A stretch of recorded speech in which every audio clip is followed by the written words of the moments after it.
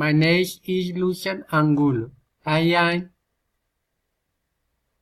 live in Bogota with my family,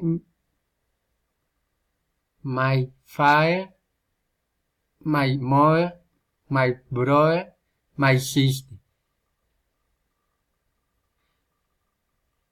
and study in UNAD. I am dog walker. I am home and wonderful vacation in the city of. I got up very early at evening to visit the city. I did visit the parks and churches.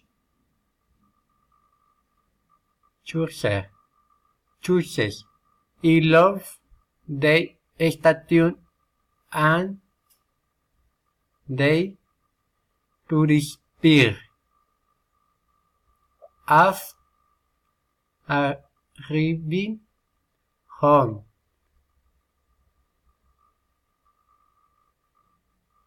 and both they and daughter told me relation about the experience.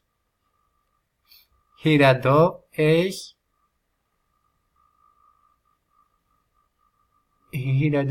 a nice place.